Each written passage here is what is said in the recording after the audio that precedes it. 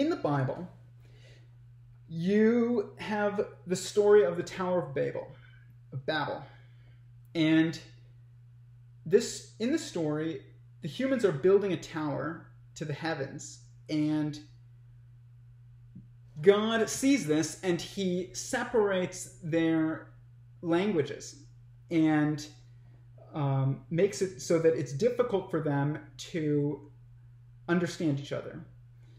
And people take this to mean Spanish versus Hebrew versus English versus German versus French. This is maybe part of the meaning, but it's not actually the meaning.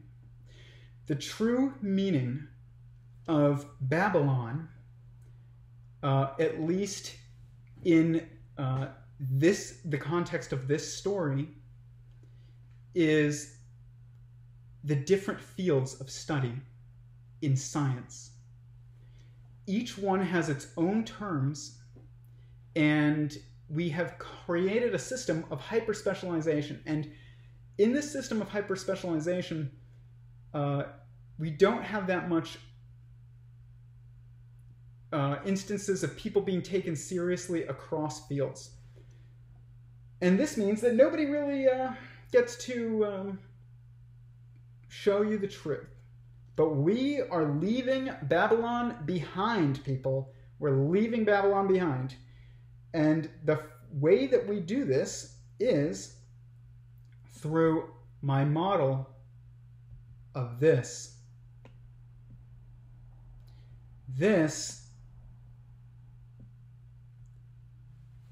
is the United Quantum Force Assembly.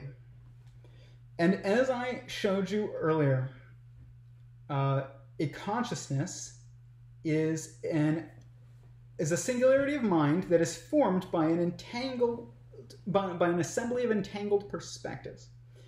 Okay, so how does this manifest in our reality?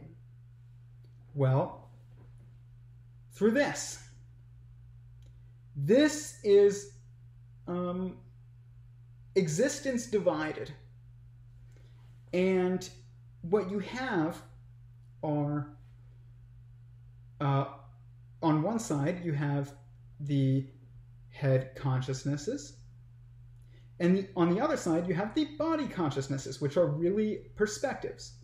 And each consciousness below the one above it is a perspective of the one above it. Okay, if that makes sense.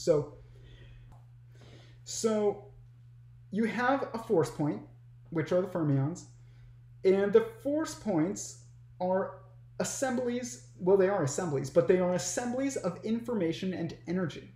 Okay, and so if information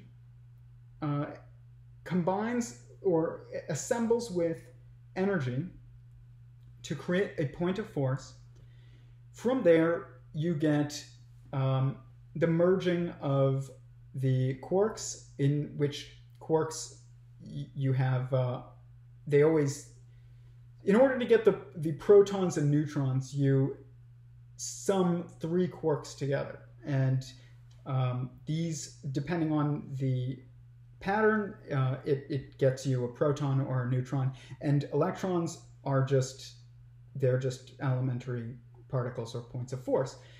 And from there, when you sum them, you get what's called a hadron.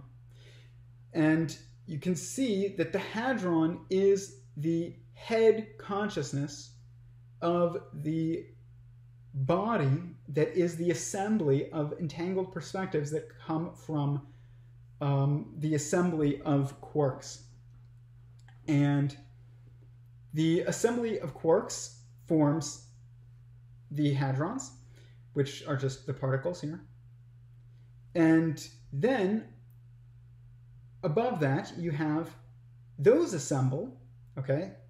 So what you see always here, on the next row, these become the points of perspective in the body. And they were the head previously, and this pattern is just repeats. So the hadrons become an assembly of entangled particles or perspectives, and it becomes an atom. They combine with an electron, obviously, or electrons.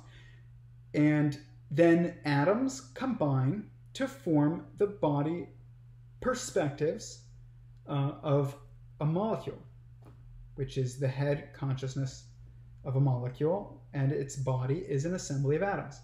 And this pattern just continues to repeat, and a cell is an assembly of atoms, and an organism is an assembly of cells, and a family is an assembly of organisms, and a caste is an assembly of families, and an assembly of castes is a nation, which forms a technological singularity eventually.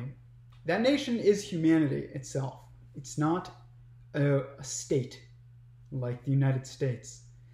And although it may start as that, we are a global society, whether people like the term or not, you know. And when people don't like that caste is in here, but it is the perfect word to describe what this is, and it's just our roles in society. And it's not that I'm saying that you can't even, you know, change a role. I don't know, you know, but I just know that there are roles, and they follow a pattern that I will show you later that is consistent everywhere, and it comes from the rules that come from this model of existence that I'm going to be proposing and showing to you on this channel over time. But that pattern is for another day. So this is the first model, though. It's the most simple model that I have, and it just shows you the relationships between an assembly and its head. Okay, so you are human, which is an organism, and you are an assembly of cells, and that's your body. And then you are part of a family, and